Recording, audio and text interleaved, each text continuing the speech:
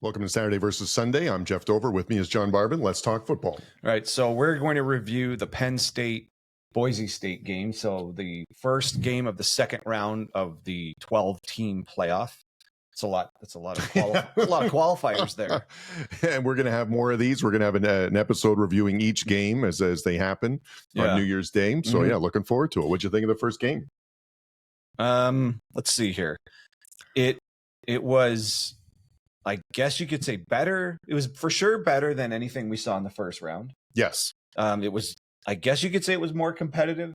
We were nervous going in. We were definitely nervous going in. We didn't want it to be another blowout. Didn't want it to be another blowout. Figured Penn State was, I mean, it's not a surprise if you would have the take that Penn State just has more 4- and 5-star recruits than Boise State. Now, the one single best player on the field is likely Jeanty, but other than that, which is weird when the team with, like, you know, the team that seems to be less overall talent happens to have the one best single player. Yeah. But overall, I was a little nervous going in, and that proved to, I thought it was going to get real bad in the first quarter when Penn State went up 14-0, and it looked like this could be a blowout. There was a couple moments there where I actually thought if they go up again, anything, even a field goal, but for sure if they went up 3 touchdowns, that was going to be that was going to be a runaway blowout. So Boise State did exactly what they needed to do to hold into that game when they had that drive. And it was a good game. It was a good game. Penn State went up early. Boise State didn't back down. That was the important thing. Yeah. Out of the 2 quarterbacks, Madsen looked to have a better day. He had the 3 interceptions, but he also threw for over 300 yards. And Drew Allar, although they don't ask him to do too much, but I'm still underwhelmed by his performance. I'm really worried about them in the next round, whoever they play, based on his performance. But hats off to Madsen. Flowers for Madsen because he played great. Well, yes and no, though. His stat. Okay, so. Okay, go on. No, it's okay because he had 3 interceptions, which is not good. But I don't think that was the reason why they lost. Allar had 3 touchdowns, no interceptions. Right, but he's completed 13 out of 25 passes, which is 13 too many. Yeah. So it was it was Madsen, I thought, played really well. I think Boise really ran into trouble. First of all, the penalties killed them. How many drives did they start where it's like 1st and 10, they just get the ball back, they just stop Penn State, they get the ball back, and then they go 1st and 15 with the penalty. That's a killer. It was God. Let me see here. There was a lot of penalties in this game. Yeah. Between the two teams, we had 23 penalties for 190 yards combined. That's terrible. That's sloppy on both teams. This is not good for Penn State fans. Can't be happy with how sloppy of a game that was for Penn State. Yeah. And Boise fans, you clearly know your team shot itself in the foot all over in this game. In the third quarter, I think it was, when they had Boise State had the touchdown called back. Oh, that's the worst one. On the illegal hands to the face. Yeah. I remember thinking that's it. The game's over right here because they needed that score. They could not afford to. They were really struggling to keep pace. They never had the lead in the game. No. They were struggling to keep it close. Yeah. First downs looked like they were harder to come by. Even though they had more, it looked like it was more of an effort to always just get to the first down. And so that's when that score got taken away. I thought that's the turning point in the game because there's only so many times you can shoot yourself in the foot, especially when you're the overmatched team. Yes, like you're the underdog. You need to play a clean game, and we had a lot of comments about that in our preview show, where they were like, okay, and everyone knew this going in, how Boise State wins. They got to play a clean game, not a lot of penalties. Jeanty has to run the ball a lot, and they got to stop Penn State's running. And none of that happened. None of that. They played a sloppy game. They controlled Jeanty for a long time, and it looked like every time Allen or Singleton had the ball for Penn State, why didn't they call runs more? We both commented that during the game. All right, let's finish off with what Boise did. Okay, so Boise had 4 turnovers. One of the arguments is it's not necessarily they're not always their own fault. The other team played well, but I would maintain both Jeanty fumbles are completely on Jeanty. I've had this take for a while. I had it earlier this year. In the best running backs, ironically, get into a fumbling problem. Oh, that's a good point. And now Adrian Peterson, if anyone remembers him at his prime in Minnesota, he got to the point where I think he imagined he will never get tackled, and you essentially just shove him out of bounds. Like he just stays on his feet. And Jeanty's got a lot of that in him. If you watch, I mean, the best running backs are like that, but the exceptional talents like Jeanty and Peterson, they have this, they just stay up and stay up and stay up to the point where they forget about ball security, and their instinct is to put a hand on the ground and find a way to stay on their feet for the next half of a yard, or break the next tackle and break the next tackle. And I was saying to Jeff last night when I saw Jeanty do this twice, because Jeanty gets into a crowd and he's still carrying the ball with one hand. Which you would want as a coach. You want them to fight for every yard. But once there's 2 and 3 defenders around you, it's 2 hands on the ball that runs over. You're not getting. Yeah. You might get a half a yard, but it's the longer you stay on your feet, the higher the likelihood is someone's going to get the ball away from you. Once you have the 3 defenders there's 2 guys stopping you and 1 guy pulling at the ball, and you're never going to win that. At least, and you're you're never going to win that. So not to mention, while that's happening, more and more guys are converging, and it's not like he's running at breakaway speed. At this point, he's almost at a standstill. Nothing's going to change at this point. All you're doing is risking. And the refs aren't, those fumbles were killers. And the refs don't blow the whistle because they kind of giving you the benefit of it. So it's just an awkward moment where only the best of the best running backs who have this extra talent to stay on their feet longer than everybody else get into a fumble problem. So Adrian Peterson, if anyone remembers this, especially Minnesota fans, remember him actually having a fumble turnover problem at the peak of his powers. Yeah. And the quintessential one, and I'm sure you can find it on a replay somewhere on YouTube, he's being tackled, and it's one of those situations where he just puts one hand down and he keeps going, but his instinct to stay on his feet is so ingrained at this point, and he's so confident that he's just not going down. With the ball hand, he lets go of the ball to put his hand on the ground to maintain staying on his feet. And like that, okay, so obviously that's not the instinct you want, is to let go of the ball to stay on your feet. And that's what he did. Keep the ball. Which was insane. So Jeanty has a little bit of that in him. He gets to the point where his forward progress is all but stopped, but he's so confident. And the thing is, he's not carrying it high and tight. I remember in the Rutgers game, that's a good point. Commentators are mentioning how well coached the Rutgers runners were because they carried the ball exceptionally high and tight. And I guess they have the least amount of fumbles in if not the Big Ten, the FBS. Yeah.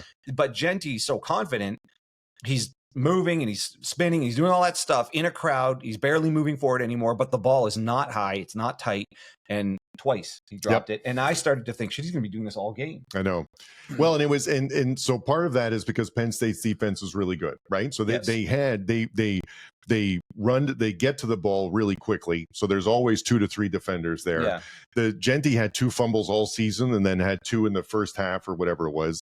So they defended it great. And it was so hats off to Penn State's defense. The Jeanty had 30 carries for 104 yards, averaging 3.5, but with a long of 26. That was a big deal. So that was just, that he got his 100 yards, but man, did it take a lot of effort. Yeah. And that's the definition of corralling him, right? And to be charitable, he only lost one of those fumbles. That lineman picked up the second one, but that's still not good. No. And then the 3 interceptions were brutal. So as far as Boise State playing a clean game, that this was the furthest from a clean game. They had 13 penalties for 90 yards. Yeah, that's what killed them. Yeah, the 4 turnovers and what could have been 5 if they didn't recover that other fumble. And some of those penalties were just backbreakers at the complete wrong time. And the one that I think sealed the game for them or put the game out of reach was when they had the touchdown taken away from the illegal hands to the face. And the worst illegal hands to the face. And it was he had his hand right in his face mask. And the part that hurts the worst about that is at least I would say half of the offensive line holding or illegal hands, these styles of penalties didn't necessarily impact the play.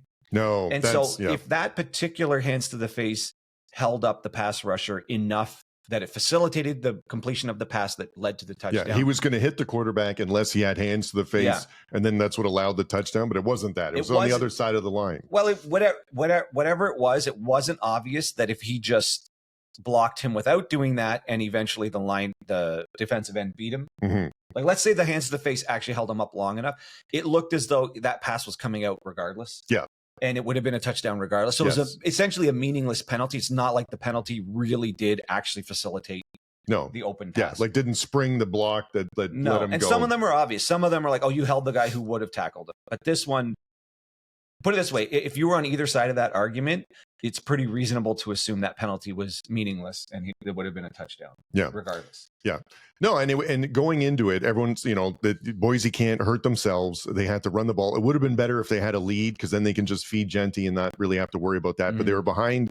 They were behind early, which forced Boise State to pass, but hats off to them because they were able to pass the ball. They were able to 300 yards passing. They were able to move it on Penn State without Jeanty, so that's what makes it frustrating because if they didn't have those penalties, if they didn't have that hands to the face at a scoring play, which was critical, like you said, if they didn't have the false starts beforehand, this would have been way more competitive. So it was a good game. It was 31-14, feels a bit more lopsided than it was. Than it actually was. Yeah, because they were within a score for 2 to 3/4 of the game, but it was a good game, and Penn State looks like the better team. Yeah, to a man. In the first quarter, it started to feel like, they just have better players across the board. Yeah, but Boise reacted well. Boise weathered the storm, and that is the definition of weathering the storm because it looked like it was going to get out of hand. Yeah, it could have got out of hand if Penn State stopped calling weird plays. All right, so that's a lot about Boise.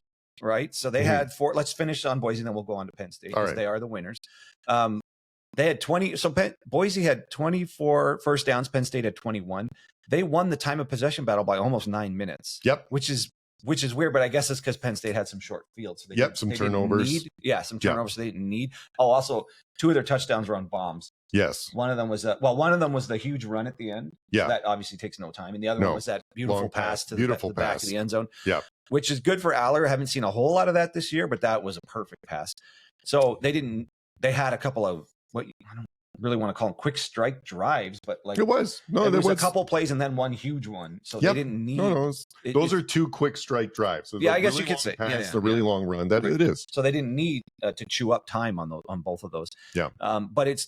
But the box score minus the turnovers, the box score looks like it's all in Boise's favor because they both had a lot of penalties. They both, Penn State had 10 penalties for 98 yards. So they were doing themselves no favor either. No.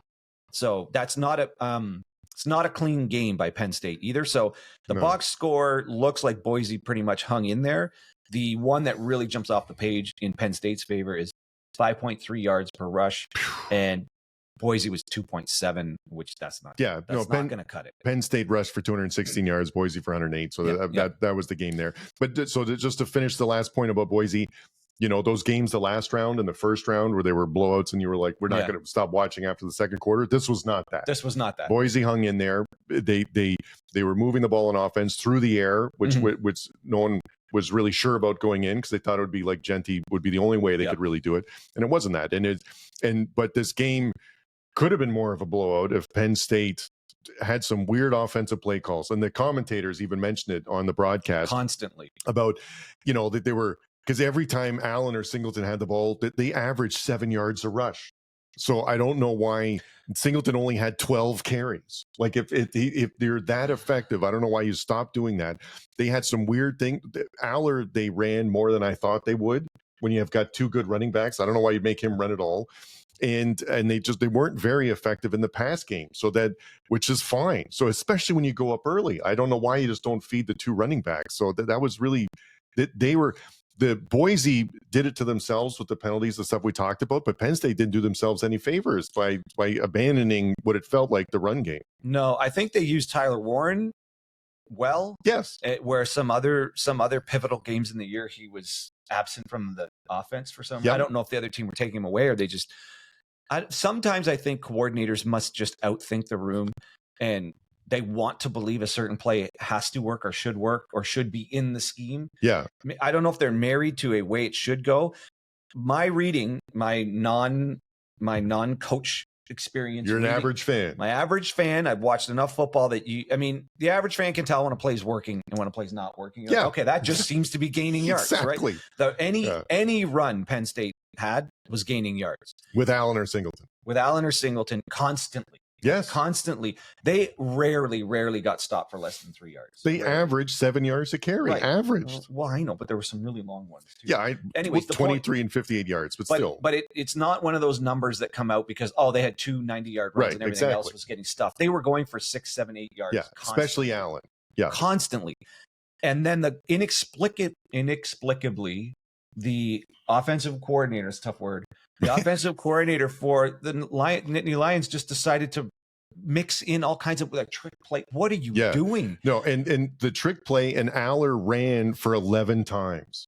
Way too much. Way too much. It doesn't need to be more than 5. Like, I can understand if you want to mix it in, it's something else the defense has to, it's, that you have to account for or something like that. But it was when the other ones are ready, it was 11 carries for -4 yards. It felt like the Penn State coordinator kept Boise in this game longer than Boise could have been in this game if he just stuck with the basic, just keep running the ball. Yeah. And 25 pass attempts, that could have been like 15. No, I know. As Barvin would say, it's unexplainable to me.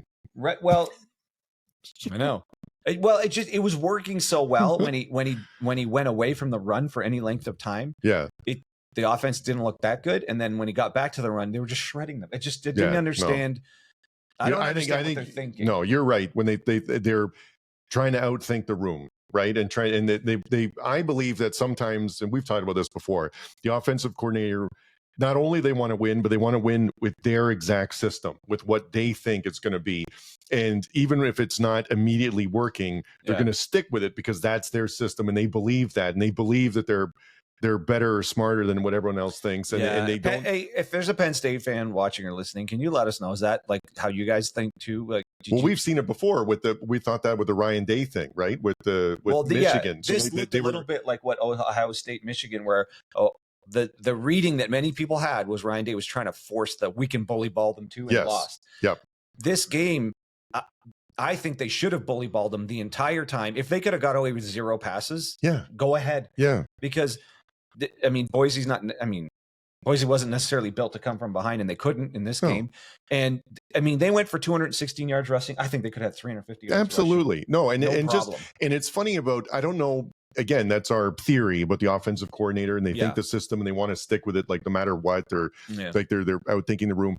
But it's not everyone's like that. It reminds me of Belichick that one time where the Patriots, where they ran like 30 times or something, and because that's all they needed to do. Yeah, and it was the working. Best. Yes. During the Patriots' heyday, Belichick was the best at just running whatever offense. Seemed, or he would do it all pass. Yes.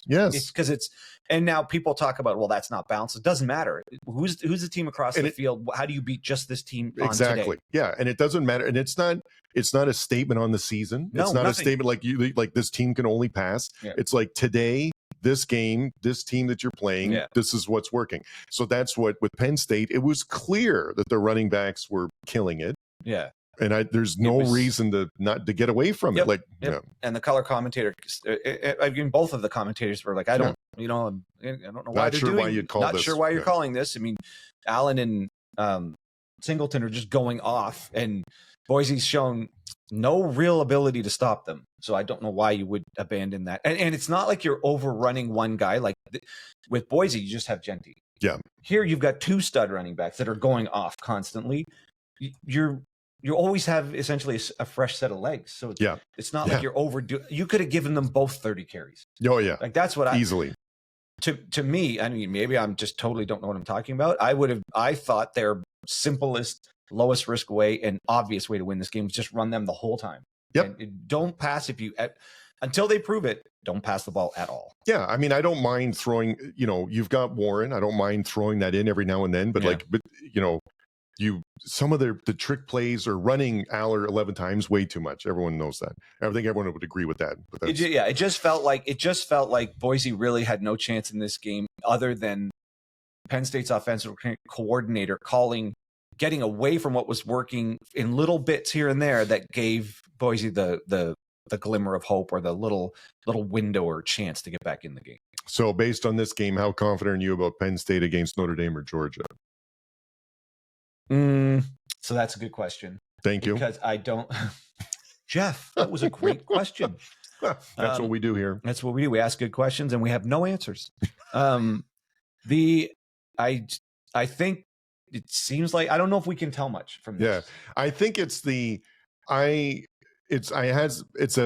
not a bad matchup, I think, for them. because their defense is good and they can run the ball well, which is sort of similar to Notre Dame and Georgia, right? I think Notre Dame and Georgia might be a bit better at it than they are in terms of their game, but they want to play the same style game. And we're talking about now it's down to Penn State versus one of two teams who are just like them with a somewhat limited passing offense, but better running. Yes, running and a good defense, right? So I feel like that's a good matchup for them. I think if they were playing Ohio State or Oregon, I'd be more nervous based on but it's the I think we already saw them against Oregon and all hell broke loose on the offense for some reason. So, but anyway, I think it's a good matchup for Penn State if they're Notre Dame. I mean, it's a more favorable matchup than it could be, I think, with some other teams. So I just don't think right. I just don't think. I think it'll be a lower scoring game no matter who out of those two that come out. So they're not going to be obliged to putting up a ton of points. But I also think those teams are going to be better on defense than Boise State. So they're not going to be doing this 200 yards plus. Right. And what could have been even more. No, but Allen and Singleton are difference makers. And so hopefully in those games, they're going to use them more. So the overall thought here is it was a better game than the first round. Yes. I also think I can see the argument that we got to do a different seeding, and Boise didn't really deserve a bye in the second round. That's a good point too, right? I could definitely see the arguments that look, really, that's the team that got the bye, and this is the team that had to play their way just to get to play Boise. It is what it is. There's more 4 and 5 star ranked players on Penn State. It's traditionally recruits at a higher level than Boise State. There's all these reasons why this really doesn't make sense that Boise got the bye. No, it's a bit of a weird 12-game playoff. It's an invitational that people voted on where you would finish, and it was also based on having the Pac-12 being or Pac-10 being a full complement of a conference, and it wasn't. So that's going to change. Yeah, and I think that this is a good example because, like you said, Boise got the bye. Penn State had to play an opening game, and Penn State was favored by 10 and won by over 15. So right, and I don't actually think Boise really had a chance in this game. They got close a couple times, but Penn State kept pulling away. I would have liked to if they replayed this game today. And Boise didn't have as many penalties. I would have liked to have seen that without the turnovers. But I mean, listen, Penn State won, and Boise couldn't stop the run. Yeah. So Penn State won, and they deserved covered. it. Yeah, so exactly. They were just a better team on this day for sure. All right, I don't know. That's it. It was a good game. It was. Enjoyed watching it. Looking forward to the other playoff games. Oh, and by the way, a little embarrassing. I've misplaced my Penn State shirt. I'm supposed to be wearing the Penn State shirt today, and I, for the life of me, can't find it. And I literally just had it 2 days ago. But Illinois won, so Illinois won. That's fine. That's why they got the shirt. And that was a wild game. If you didn't watch it, you should go back and watch it. So we're going to cover that in another episode. Yeah, tune into our New Year's Eve Day other bowl game review. New Year's Eve Day bowl game preview. Very straightforward. Catch you later.